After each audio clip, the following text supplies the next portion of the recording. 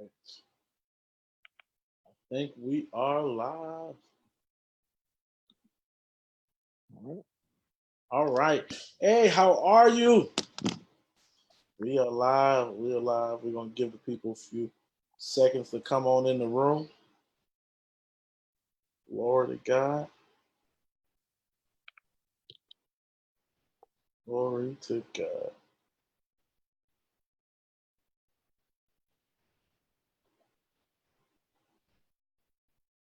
Yeah. I think some people play music. Maybe I should play some music. Glory to God and put the whole little this music does not belong to me.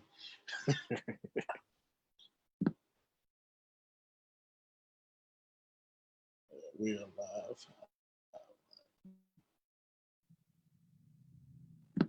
All right. I'm not gonna prolong the time. I'm gonna be like we're in church. Not gonna be before you very long tonight, but there is a word from the Lord. I'm so excited, everyone, because I have the privilege of finally meeting the world-renowned, the pastor, the apostle, the prophet, the clinical therapist, the conference host, the son, the father, Joshua Smith. I'm Joshua P. Smith. And so I got to throw the P in there. I have to throw the P in there. I'm so excited. I forgot to throw in, he's an author of multiple books. And as you guys know, who has been kind of following this dialogue over the last couple of weeks, we've been very strategic in bringing people who are people are people who are legitimately certified to talk about these issues. So this is not moms and pops or somebody from just nowhere who is giving out advice, but I'm so excited that we've been able to sit with therapists. I've been getting healed, I've been getting delivered, I've been getting set free, and I'm excited because I have high expectations tonight. I have high expectations. I want to remember to invite you guys August 31st to our Silence Male Survivors of Sexual Trauma event right here in Chicago, Illinois. I've tagged the event in the description for this live. But enough about me. Let's get right into it. Joshua, man, take a moment and introduce yourself and tell us about your book and why you decided to go into therapy. How did all of this happen? All right. Well, grace and peace. I know that's a churchy salutation, but I'm Yeah. so glad to be on tonight with you. Thank you so much for having me on. I'm excited about this conversation. I'm excited about helping people heal tonight. And that's, of course, my life's mission to help people live emotionally healthy, whole, and free. And as you stated, I am a certified mental health therapist. I've been in the mental health field now for almost 11 years. So in the month of November, it will be 11 years that I've been in the mental health field. And I think you asked, how did I decide to get into the field, or where did that come from? I've always been someone since I was a young child that people have come to for whatever reason. I always just said it was the wisdom of the Lord and just his hand on my life. People would come to me and just pour out their life story and just tell me, all of their business. And the Lord would just give me things to say to them. And I've always been compassionate toward other people, even though I am an introvert and I don't talk much unless I'm on assignment.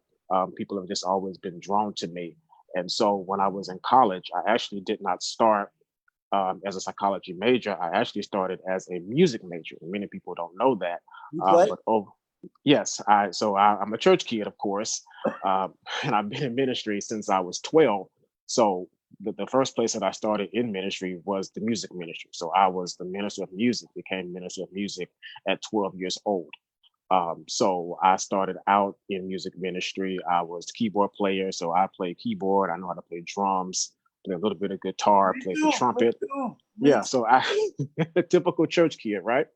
So I actually went to school to be a music major to go into the music industry as like a manager. But the Lord kind of shifted me through some life circumstances and even trying to learn more about myself and learn more about human behavior. I ended up taking some psychology classes. and ended up changing my major. And so I got my first degree, and right out of undergrad, began to go into the field as a case manager, and it's just been history from there. And Mm. so from that time, even when I was in undergrad, the Lord began to show me how theology and psychology are not diametrically opposed, how we can use both to help people heal, and to be whole. And so that's kind of how all of this came about. That you see me doing the soul healing, and even the book that I've written, The Other Side of Rejection, is born out of my own experiences, and even just the Lord showing me scriptures, and then showing me the psychological and the theoretical principle to match with the scriptures. Mm. Good stuff. Good stuff. So I want to dive right in. So I've I've been on this journey, self-discovery about manhood and about masculinity. And I want to Mhm. ask you, kick off, what is a man? What does it mean to be a man? Mhm. Because depending upon what setting you're in, that definition kind of changes. So I'm interested to know, to you, a man is A man is, I'll say it this way, a man is the expression of God's image and likeness with a soul in a body. okay. So the only difference, and this may be a little edgy for some people, but the only difference between us and God is that we are human, that we have a soul and we live in a body. And so we are the expression of God. We are the breathe out expression of God on earth. And our assignment is to have dominion. He created us in his image and after his likeness, and told us to be fruitful, have dominion, over everything that he created. And so again, the only difference between us and God is that we have a soul and we have this body. And so we are a spirit, we live in a body, and we possess a soul. And so man is God in a body. And again, I may get some flack for that, but the only thing that separates us, because he breathed his spirit, his breath. Job said it's the breath of the Almighty that gives us life. So, it's God in us. We just have a body that Paul calls a tent that's going to pass away, but we are God's expression. And so we should look like God. We should sound like God. God should be our model, because we are in his image and after his likeness. What begins to happen, though, how that gets messed up, is that we have a soul. Our soul is our mind, it's our will, it's our emotions. Notice I'm saying our will, our emotions, our appetites, our intellect, our personality. And what happened from Adam on is that when Adam sinned, he fell from his godness. He fell from his position of being like God, and he developed a sin nature that he passed on to the rest of us. And we are all born in sin and shapen in iniquity. Okay. And so our soul is what messes us up, because our soul, our mind, it's an enmity against the Lord. It's a war constantly between our spirit, which is like God, and our soul, which is us. It's our human nature. And so we are susceptible to life, to trauma. And so trauma messes us up and takes us off course from our original design, which is to be like God in the earth. So you said trauma takes us off course. Mhm. So how so? What do you define trauma as, and how does trauma do that? The trauma, very simply, is any adverse negative experience that happened to you, that altered an otherwise healthy course of development. So I'll say it again. It's any adverse negative experience that happened to you that took you off course from an otherwise healthy course of development. So you were going fine, you were going healthy, normal on one course, and then something happened to you outside of you that took you off course. Okay. And so what begins to happen with trauma, once we are traumatized, it does a few things to us. There are effects of trauma. So trauma changes the way you see yourself. That's your identity. Trauma changes the way you see other people. That's relationships. Trauma changes the way you see the world around you. Mm, That's worldview. okay. That's your worldview. And trauma can also change your the makeup and the chemistry of your brain. So that's biology. So trauma, it happens to you, and especially trauma that's not dealt with, it begins to change all of these things about you. And sometimes we are seeing out of our trauma. We're seeing out of the lens of our trauma because we see out of our soul. It creates a perspective for us. And so we don't see things as they are, we see things as we are. Mm. So say that again. Say that we see things as. We don't see things as they are, we see things as we are. So that's called perspective. So, sometimes we get into to arguments and we have miscommunication. Most of the time when we have miscommunication, it's a difference of perspective. So you see something one way, I see it the other way. So it doesn't mean that either of us is wrong. We just have different perspectives based on our worldview, based on the way that we see the world because of what we've been through, because of the experiences that we've had. That's So, because we see out of our soul, and our soul has been shaped by what we've been through. so this is where we get my truth versus your truth. Exactly. My My truth. truth, your truth, and the truth. So how do you discern the two? Because so now for the person that is not saved, that doesn't know God, and who chooses not to be a Christian, when we say the truth, what is that? How does that look? What does that look like?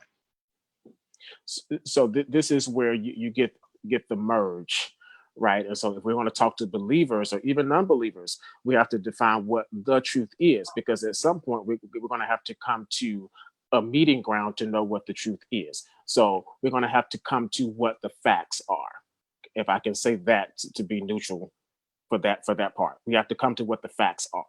So that's number one. And then number two, if we are believers, Jesus said, you shall know the truth, and the truth shall set you free.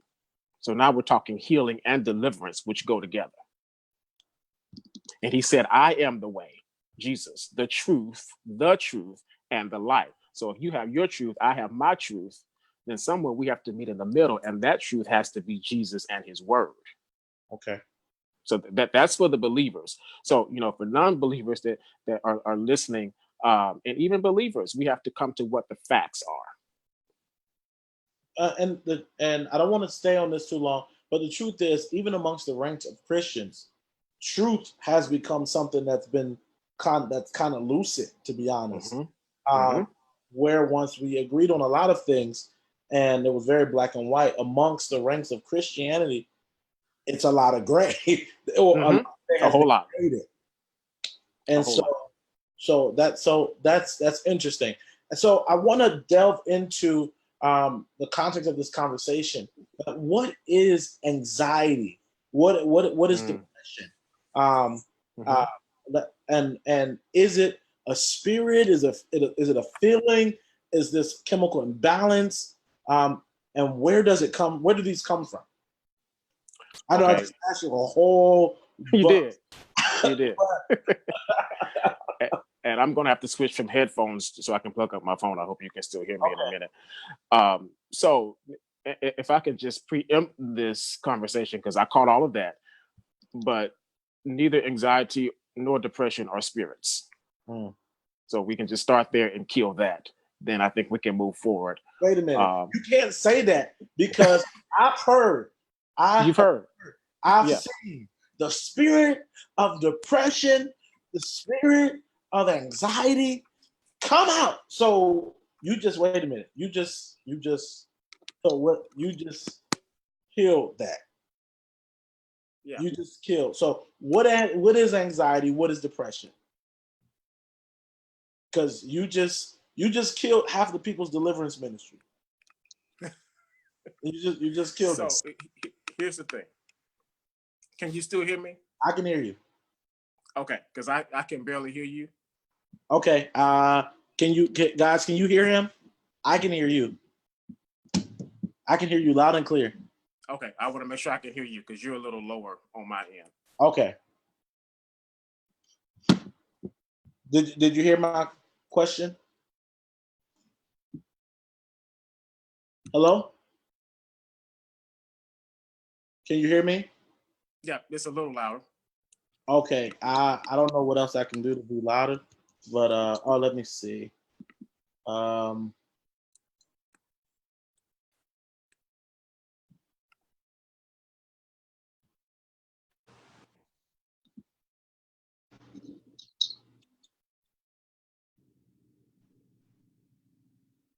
Try it now.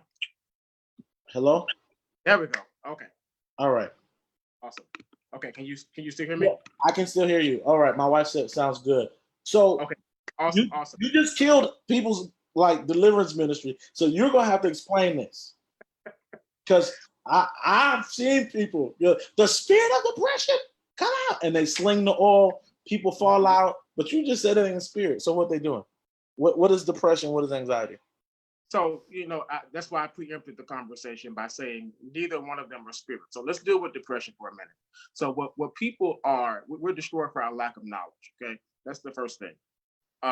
When we're talking about depression, sometimes what I think people are trying to say is the spirit of oppression.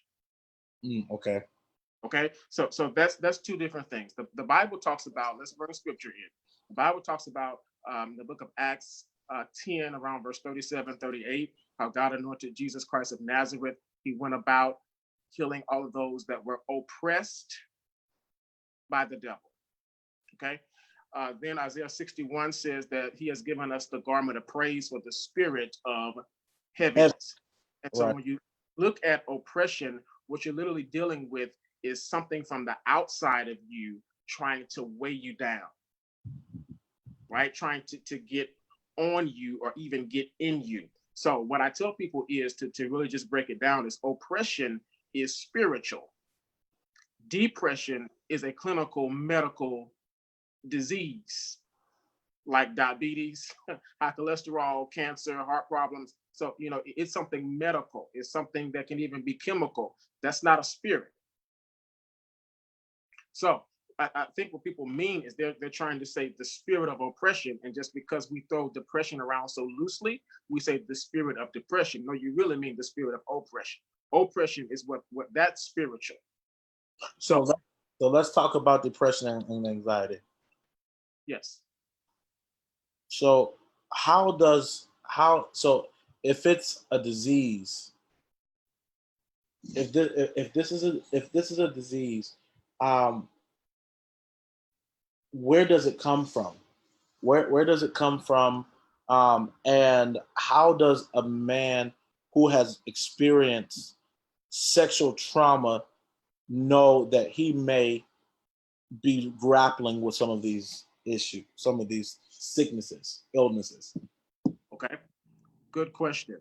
So depression, first of all, there are many people that are not aware.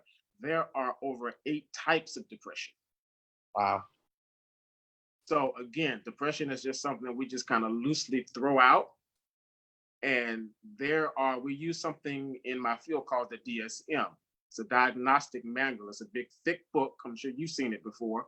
And it has every type of mental illness in it that you can think of. There are certain criteria that people have to meet for different types of illnesses. So we use that to diagnose people. So there are over 8 types. There are plenty of types of depression. So it's not just, a one size fits all type thing.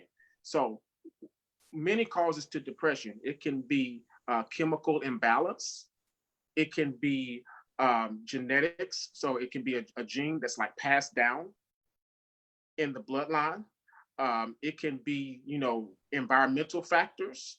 So, living close to, like certain factories that are producing certain chemicals, putting, lead and stuff into the paint and into the water, so those are the environmental factors. It can also be trauma.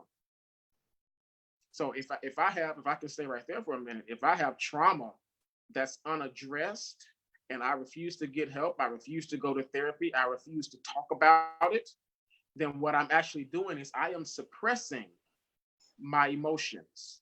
And so what happens is I'm suppressing it, and I think I'm doing myself a service. I'm actually doing myself a disservice because I'm literally suppressing it down into my subconscious. It's going to manifest in other ways. So it's going to manifest in anger.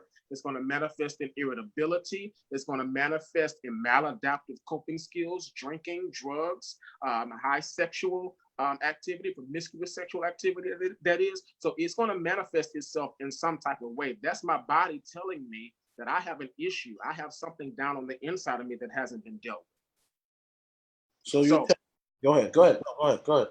no, I was just going to say that men typically, atypically show depression in different ways than women. And so for the man, it would be silence. It's going to be because, that goes to that whole toxic masculinity thing. And that goes back to the question you asked me earlier about what is a man, because we've been taught that men don't cry, men don't express emotions, men don't talk. And so we have this whole image of men shutting down. But that's how so many men are suffering from depression, and no one knows it because you just shut down anyway. Because it's a part of what the culture has taught you, that a man is supposed to act that way. A man is supposed to behave that way. So we don't know what you're feeling anyway because you're just shut down naturally. Right? And so for a man, it's going to be silence. It's going to be anger. It's going to be those things like, drugs and alcohol, pills. And men are more likely, and I know I'm moving ahead, but men are more likely to commit suicide or to complete suicide than women. So about 75% of those that complete suicide in this country are men. Wow. And we can go there. So why do you believe that is? I believe that is because of the whole, toxic masculinity. We don't talk. We are cultured not to talk, not to communicate, especially with one another, right? Especially with another man. Not to seek help because that's a sign of weakness. Also, and this is just, a bare fact, that a man is more likely to use a more lethal means. And what I mean by that, a man is more likely to grab a gun and just get it over with as opposed to taking pills. So that also accounts for why the statistics are so high for male completion of suicide. So as being a survivor of sexual trauma myself, for a long time, let's say I didn't say anything. I didn't say anything for a while because one, of fear, a fear of what people's perception of me was going to be, what people's responses were going to be, whether I was going to be believed or not. Also, and I think the major thing was to be perceived as weak. Even now, being married with children, it was I shouldn't say anything because I want to protect my wife. I want to protect my children, and I'll just deal with it on my own terms. Um, but realizing that even that didn't work. Right. And so if what would you say to a man that feels trapped by the fear of his past, the fear of his sexual traumatic experiences, but also a man that doesn't want to be seen than less than who he is and the life that he's built, doesn't want to seem weak, but also wants to protect what he has. And even if that's just his reputation. Right. Right. And that is, I think you dealt with this either last week or a couple of weeks ago. That can even be a gateway to shame. Yeah. Yeah. So, and that's big for a man because we want to protect who we are, our image. And it is often not even who we are, but what people see or how people perceive us. So I would say to that man, you have to find a safe place. You have to find a safe outlet to be able to express what's going on with you currently and what happened to you. Because what you have to do, you have to get in a place where you can separate who you are from what happened to you. Because even if you're still wrestling with that shame thing, then what that says to me with my clinical ear or my clinical eye, not to you, but to those that are listening, what that says to me is that you're still wrapping your identity around what happened to you. So you haven't fully separated. This is what happened to me, but this is who I am. So you need a safe place, and therapy is a great start because it's private and it's confidential. You need a safe place to be able to just unwrap that and uncover all of those layers, because what you're dealing with is all of this fruit, right? So there's fruit growing on the tree, but you never get to address the root. But if you want that fruit to stop growing, you have to cut the root. The root is the trauma. So you got to go all the way back and deal with that trauma, or you're going to continue to bear the fruit of shame, resentment, anger, whatever's going on, lust. You're going to continue to bear that fruit unless you get down to the root of what happened to you and properly address that and deal with that, cut it, and then you'll start to see fruit disappear. So we have to create, I say this all the time, men need community. Even beyond therapy, men need community, men need men, and men need places where we can be vulnerable and not have to flex who we are and what we've accomplished, because those are oftentimes just masks and fig leaves to really going on the inside. Who are you really? And most of the time we can't answer that because, again, we have all of this stuff wrapped around our identity that we don't really know who we are. And so I hear a lot of rhetoric, or I've heard multiple times from you got amazing therapists, the separation between what has happened to you and who you are. What does that practically look like? What do those steps look like? How do you detach it? And maybe especially if the traumatic experiences happen when they were younger, and it becomes so much so of a stronghold. So a stronghold, my understanding of emotions that have been guarded, that are now an experience that are guarded by emotions upon years and years and years and years of emotion. How do you separate that? Well, first I will say that there is no overnight. Now, I have to say this. I know this ain't church, but I just felt deliverance right there. So go ahead. The truth will set you free. And that is just the flat out truth. And I see this, if I can just speak as a therapist, which I am, people come expecting this overnight, I don't want to get in trouble, but I stay in trouble. This overnight deliverance session, it's not going to happen. It took you 20, 30, 40 years to get into this. You can't come to one session and say, okay, doc, I feel better. No, you got to commit to this journey. Healing is a journey. Wholeness is the goal. Say that again. Healing is the journey. Wholeness is the goal. Jesus asked the question in John 5, will thou be made whole? Like, do you want to be together? Because pieces of you are all over the place. Like, your body is over here, your soul is over here, and your spirit is over here trying to serve God. Like, we got to put all of you back together again. And you've learned, it's learned behavior. You've learned to be separated and not be together. The goal is to be whole, so that you can get your life back, so that you can get your identity back, so that you can get your purpose back and go in one direction. And so the first thing that I'll say is that you have to commit to that process of walking that out. And therapy is not just talking. And I think people have that misconception.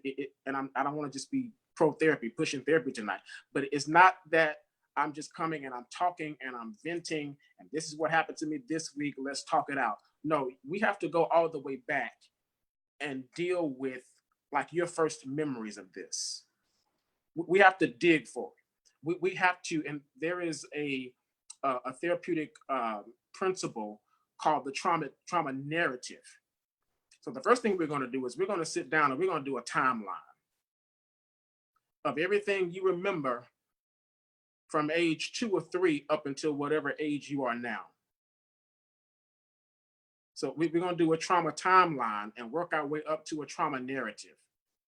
And then we're going to deal with every slot on that timeline, the good, the bad, the ugly, the indifferent, and things are going to start to come up like you're in a deliverance session. Things are going to start to come up that you didn't even remember until you got in therapy. And this led to that. This started connecting to that. Like it's going to happen for you, but you got to commit to that process. So why is it hard for men to go back? To go back and deal? Oh, yes. And so what I mean by that is men, I've noticed we like to push things down. We like to live to say, you know, if it was painful, to really kind of push it back. What would you say to the man that is living his life or trying to live his best life, but keeps pushing down what has happened to him or ignoring the pain of his trauma and the anxiety that it produces, but still carries on as if all is well? I would say listen to the people around you, because 9 times out of 10, the people around you are more aware of the fact that you need healing than you are. Because there are certain behaviors that you're manifesting. There are certain symptoms that you have. There are certain reactions to people, places, and things that you have that you may not even be, consciously aware of, that the people around you can spot. Like, what are some of those things that you've seen? I would say some of the things that I've seen are the shutting down is one that I hear a lot. Shutting down, especially when, and I'll use this in married couple example, when 2 married people go to communicate and one shuts down around a certain topic or flies off the handle around a certain topic. And it's the same kind of topics, it's the same sensitive type of discussions. And it's become so routine because your brain responds to repetition. Yeah. You're not even aware that you're doing it, but your spouse knows that that's a sensitive area for you. And the marriage, the unit would be better if you would get the help that you need. Like if you would go back and deal. And you said something earlier, you said, why is it so hard for men? I know we're talking about men, but that's human nature. Like it's hard for all of us because we do not like pain.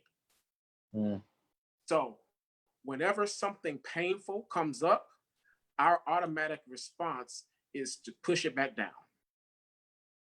Right? So we don't want to deal with what's painful, but that's how you heal. Sometimes you have to deal with what hurts first. And recovery period before you can feel better. But our human nature is we don't like to deal with pain, and our brain likes the path of least resistance. So if it's too much work, we don't want to deal with it. We have to push ourselves. That's what makes successful people successful. They push past that lethargy. They push past the apathy, and they go further. Because our normal, we're set on default to just kind of let things be. If something painful comes up, I don't want to deal with that, push it down. So one of the things you're going to learn in therapy is you're going to have to journal. You have to go get a journal. Man, you're going to have to write out your feelings. When things come up, you're going to have to deal with it. You're going to have to communicate. You're going to have to do more than nod your head in a therapy session. You're going to have to let some stuff come up. Wow. That's huge. That's huge, dude. That's huge. That's huge.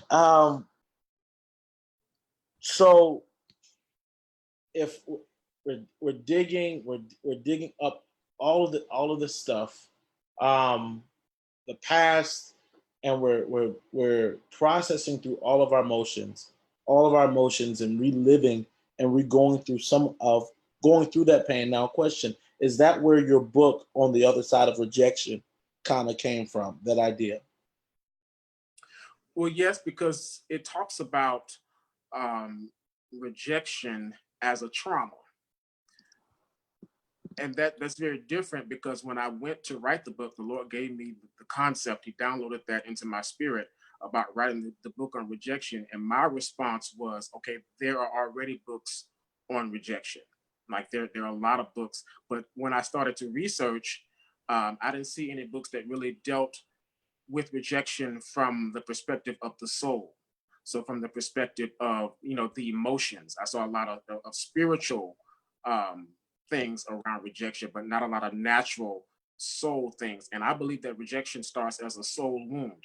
I go back and I talk about being rejected in childhood, not me, but just, as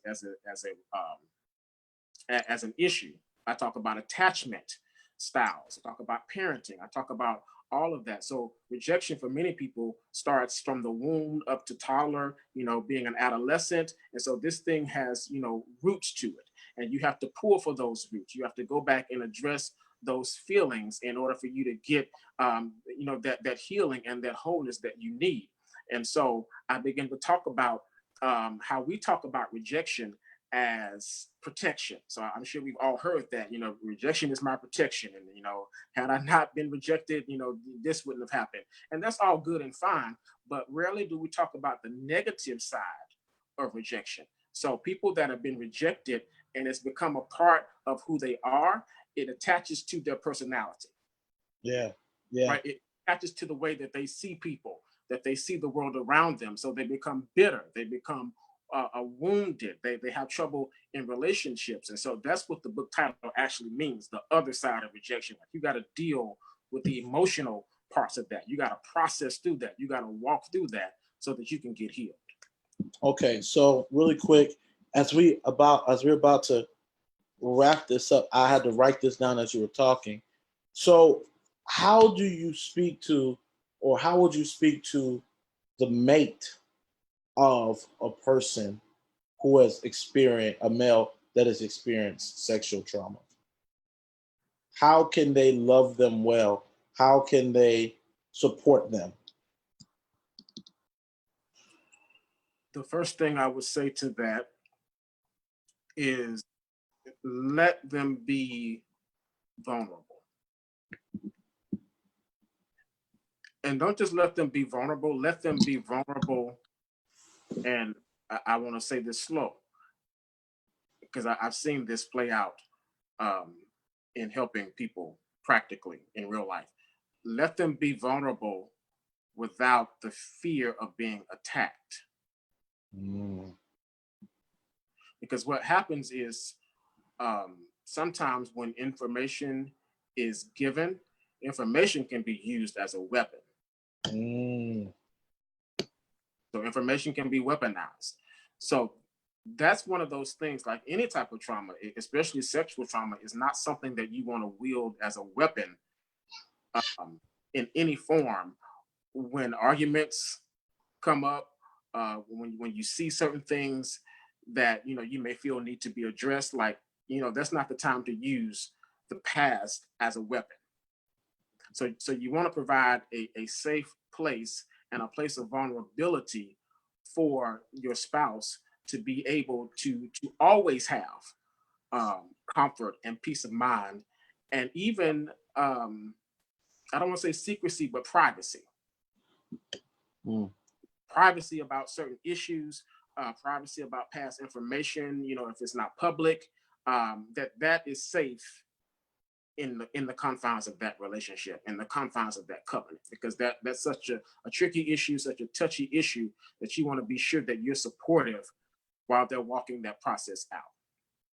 I will also say that you can't make anybody get help, you can't make anybody go to therapy, you can't make anyone do anything, but you can be supportive of them in whatever decision that they make. And if they're in therapy, if they're going through counseling, deliverance, whatever it is, support them in whatever their decision is, and just be there and ask them for what they need. Don't tell them what they need. Okay, that's good, man. I have another question for you. So I want to hit this and get your clinical and spiritual point or opinion on this.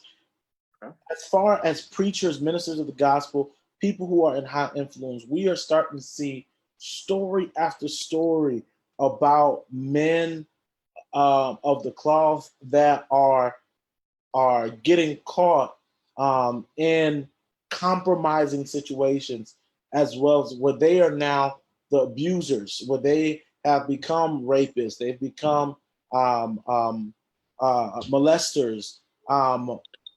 This is my philosophy, and I'll ask you what yours is.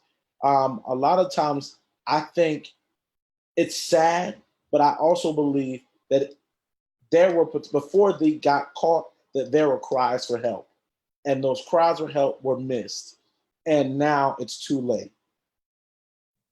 What and then not only just becoming molesters, but also seeing these men kill themselves, pastors killing themselves, a lot of them who are dealing with, and I want to deal with this in the framework of sexual abuse and trauma. There's always a variety of issues, but just speaking to, what do you think, what is going on when you see all these pastors now becoming predators?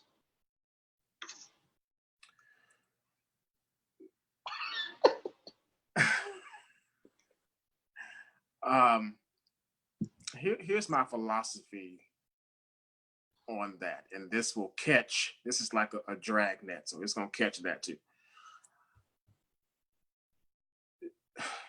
Just because you are anointed, Yeah, mean that you are emotionally healthy. yeah, Just because you are anointed does not mean that you are well. Just because you are anointed does not mean that you are ready. And what I think is happening is the weight and the pressure of ministry is too much for some people, and it's too much because they were pushed out before season, they were pushed out before time, and they did not have the opportunity. This is not an excuse, this is an explanation. They did not have the opportunity to be processed completely. They did not have an opportunity to go through deliverance. They did not have an opportunity to be healed, and to be healed for real. So here is my take on it. Before we keep passing out all these licenses and ordinations and putting pressures on people, like I'm just, this is a soapbox for me because I'm really over it. Like there needs to be some psychological evaluations. There needs to be some trauma history questionnaires. Like I have a whole packet and outline and strategy for this, because we have to make sure that we are vetting people correctly. And I always say that these things are not disqualifiers for ministry. You look throughout your Bible and you will see people who have issue on top of issue. So these things are not disqualifiers, but we have to make sure that you are whole and you are well, and not just that you can preach before you are put, because the Bible talks about not being a novice. It talks about ruling your own house well. And many of these cases that we are seeing, these people have been predators. They're just not predators with microphones. They're predators with pulpits. But had their history been checked, had their family been asked, because the Bible talks about having a good report within and without, like had we really done our vetting before we lay hands on no man suddenly, had we really done our vetting, we would have seen, okay, there's some issues here that need to be addressed. I know you're anointed, but maybe you need to wait, because we really not that pressed for ministers at this time. You know, so I just feel like our vetting process in the body of Christ, because this is a kingdom-wide issue that we're seeing, our vetting process needs to be better. We need to have open discussions and dialogue such as this. We also need to have opportunities for people to get true healing, because we can't just address a problem. I'll say it this way: we can't just state a problem and not have a solution to address the problem. right. So So some say, you know, these church folks are crazy, and you know, we need mental health in the church. You know, we pop up and say stuff like that after a pastor commits suicide or after something happens, but where's the strategy? Yeah. Where's the action? Where's the faith that works to be able to say, okay, this is the outline. This is the plan for my denomination. This is the plan for my church. This is the plan for my reformation of how we're going to deal with this, even after someone gets caught in the act of adultery. Someone gets caught, doing something. What is our restoration plan as it relates to this person? And if you ask the average church, the average organization, most don't have anything in place like that. But when something happens, everybody's just running around going haywire. Well, this has been happening. What's our plan? So what would you say? And this is near and dear to my heart. What would you say? Because we have a generation of people, and I haven't really talked to too much church, but since we're in this lane, what do we say to the generation of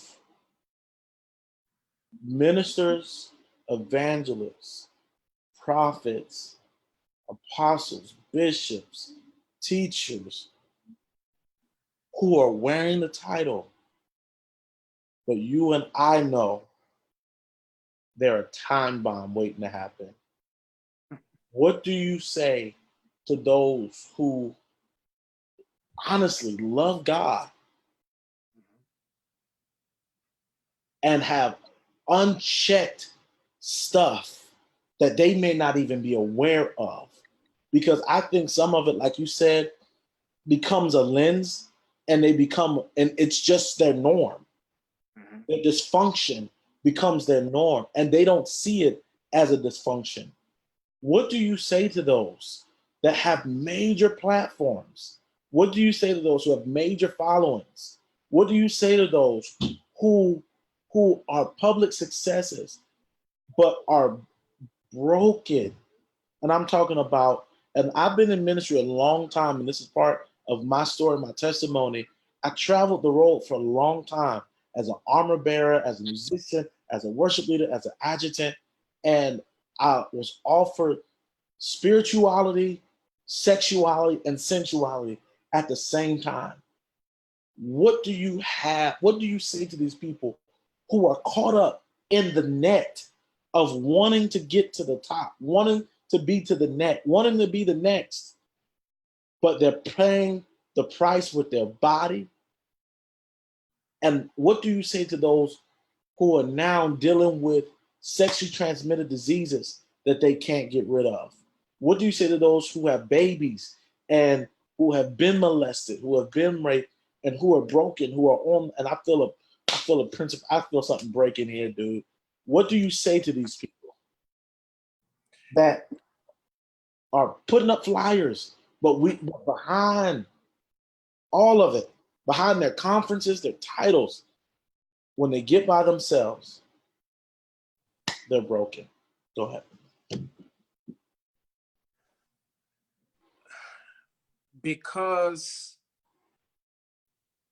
I have had, and I say this as soberly as I can, and as with all the confidentiality that I can possibly say it in, because I have had in the past year and a half many on platforms to reach out to me privately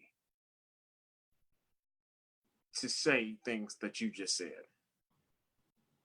So because I've personally experienced that, and the Lord, for whatever reason, has graced me to be able to handle people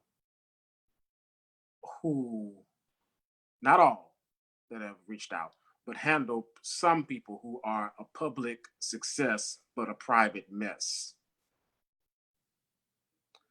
I would say to those people that you just talked about, I would say that at some point you have to come clean with what you're dealing with.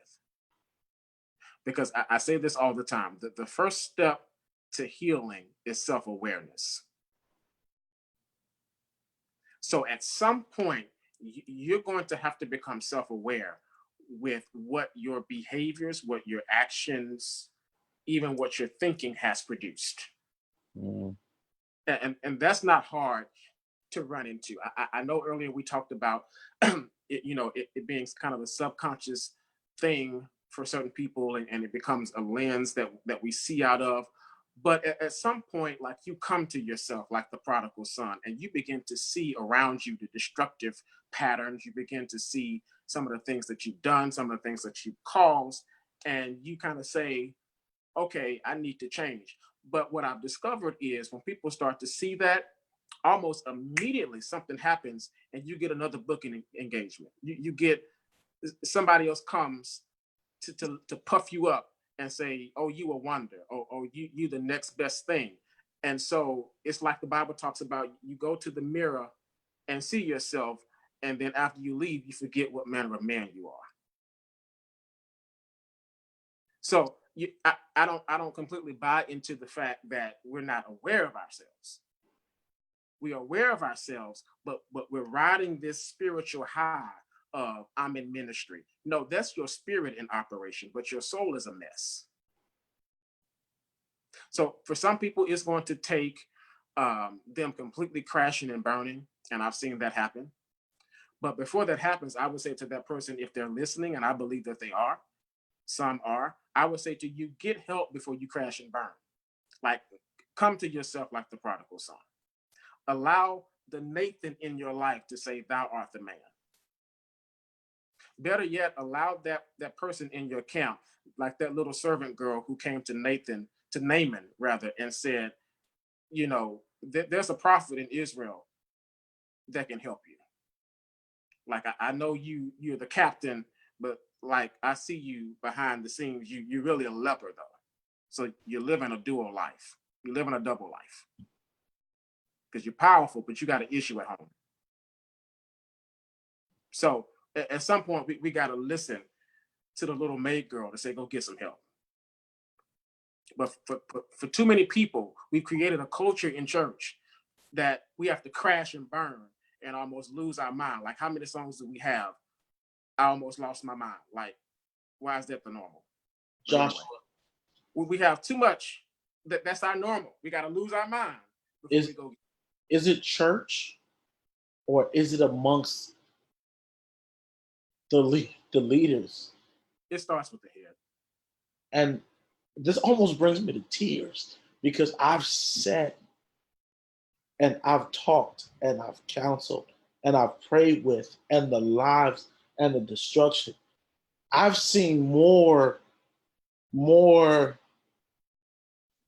broken relationships, broken lives, broken, and sometimes because a lot of the next generation, because they're so young, and even in my day, so young, not even realizing the seriousness or the weight of the decisions that you make based upon the trauma that you've been through and the dysfunction that you've been through. Mm-hmm.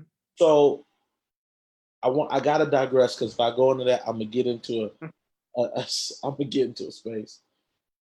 Yeah. But for me, and I'll say this, Joshua, it started with me. I realized, because I was in that space, I was a part of, and I want to speak to this. I know I'm gonna get in trouble, but there is a secret society, and I'll go there tonight. There is a secret society amongst preachers, amongst laity, amongst those who are gifted, who are called, who are educated, and it's from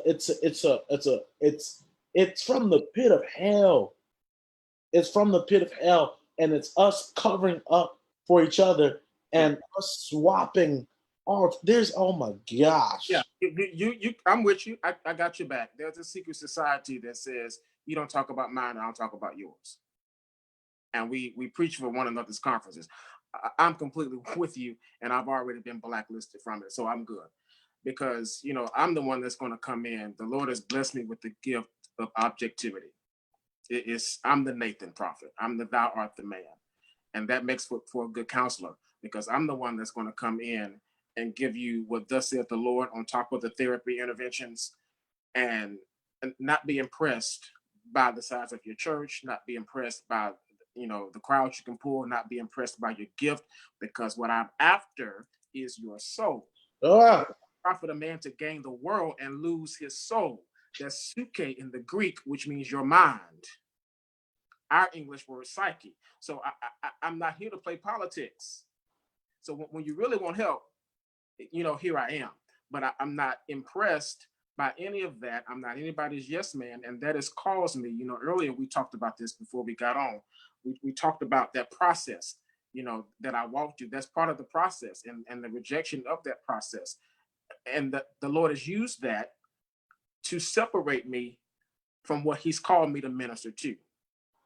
so what do you say? And we gotta, and I know we gotta go, but man, what do you say to the man that feels like that is his lifeline, that's his bread, that's his butter, that's his family, that's his everything? How do you tell him to come out? I will just ask the question. It's almost a Socratic question. Who called? Yeah. Who called you? So one person said years ago, and I won't even quote them, but they said if you play politics, they'll own you. Yeah. So like do you want the religious system to own you? Because even when you look at trauma, what happens with trauma is it takes away your power. Yeah. It takes away your ability, and you feel like you're out of control. So many people who have experienced trauma, they sometimes become, not all, these people sometimes become controlling, like they like to control their environment, they like to control outcomes because that traumatic experience robbed them of their sense of control. So they don't enjoy not knowing what's going on, like they like to be in control of their environment. So, for that person that you just spoke to, like you don't want to go from one situation of not being in control to another. So one person victimizing you and controlling you, because that's a power play, right? That's a power move. Sexual assault, that's domination, that's power. So now you got the church system.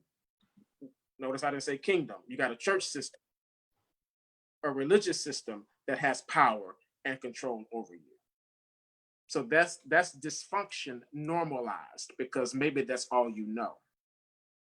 But if God calls you, you have to ask yourself that question: who called you? And if God called you, he will sustain you. Yeah. One message that I've been preaching is the man laying by the pool. Do you want to be made whole? Do you want it? Do you want to be made whole? And I want to talk to, and we're about to get off of here. And before we go, Josh, I want you to give men some practical steps on how they can begin the process, the journey of healing from depression, anxiety, and even speak to the moment for a man who may be contemplating taking his life. Um, you have to decide: do you want to be made whole? And I realize this: God will never ask me to walk away or give up something or someone that He's not willing to replace with something better. Absolutely.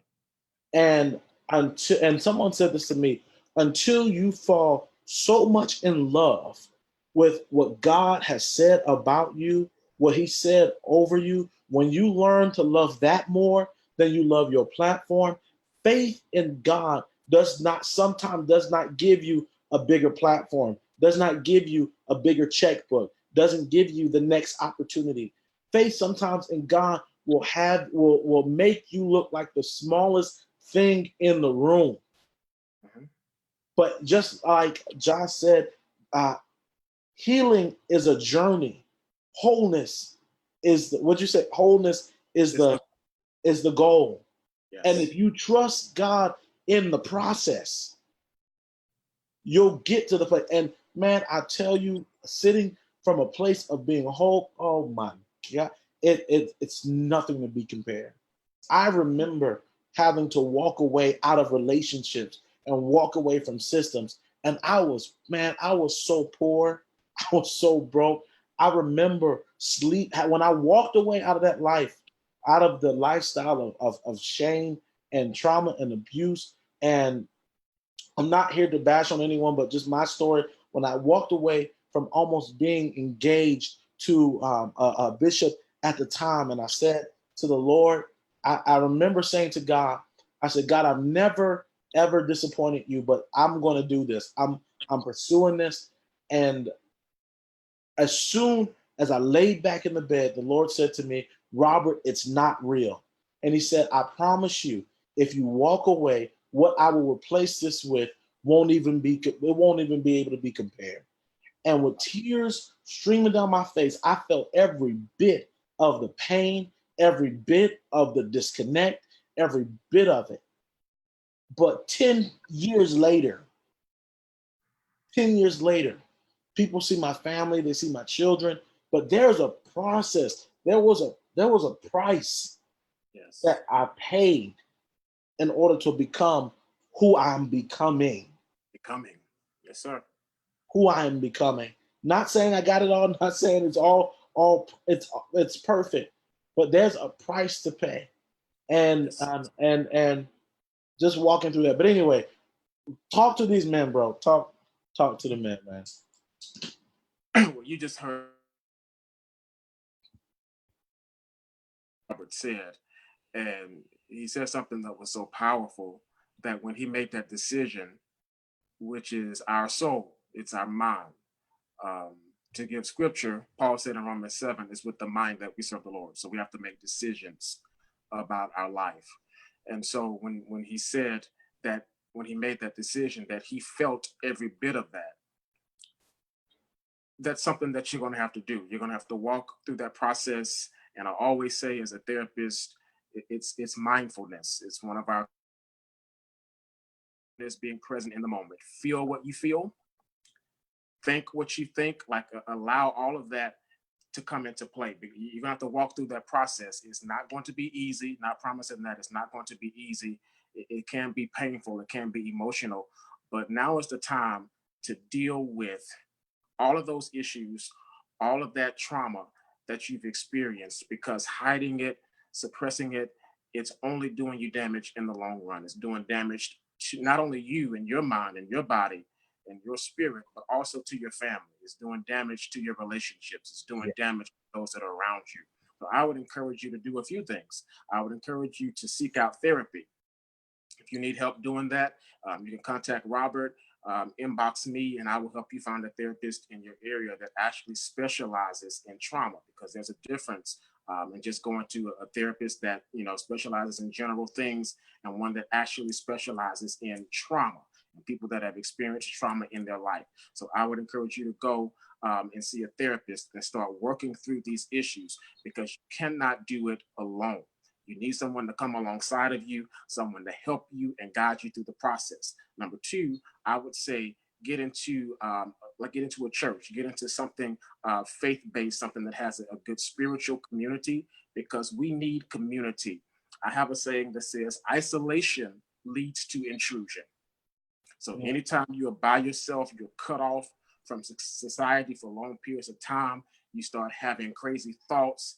You start thinking that you don't need anyone, no one needs you, and that leads to that suicidal thinking, suicidal ideation.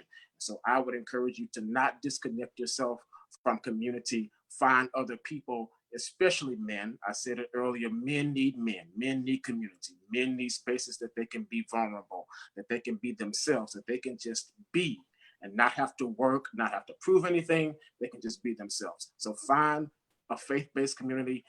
Three, find a community of men that you can relate to and just be yourself, just talk, just hang out, because suicide is not the answer. Suicide is a permanent solution to temporary problems. And that's not the way that you want to go, because Jesus said he came that you might have life and life more abundantly. He gave you life, and that life that he gave you, it is worth living for. It is worth fighting for. And I know it doesn't seem like it right now, because of all that you've been through, all that you've suffered, all of the pain, all of the difficulty. But I promise you that if you work through what you're dealing with right now, and you don't stop and make a permanent decision, but you work through it, on the other side, as Robert already talked about, on the other side of what you're going through are the best years and the best days of your life, but you have to commit to the process and don't stop. If you feel suicidal, call 911, go to the emergency room, reach out to a crisis line in your area, the National Suicide Prevention Hotline, whatever you need to do to reach out and talk to someone to talk you off the edge. But don't take your life. You have so much to live for. There's so much more in store for you than what's happening right now. Joshua, thank you so much for just your time, your expertise, your diligence, your anointing, your grace. I appreciate it. I'm sure the people appreciate you. This has been amazing. This has been amazing. This is one for the books. Everyone follow him on social media. You have a conference coming up. I do. So my 9th annual Worshipers on the Frontline Summit is about 2 weeks away, August 29th through August 31st in Gulfport, Mississippi, where I'm from, down here on the beach in Mississippi. So you can go to worshipersonthefrontline.com or go to my website, thejoshuasmith.com, thejoshuasmith.com to register for that conference. And also, I want to say, because there are some questions I'm looking, we don't have enough time to answer them. But Larissa, one person asked, what do you do when you don't have insurance to cover a trauma therapist? What we'll do is we'll go back through some of these questions and we'll answer them one by one.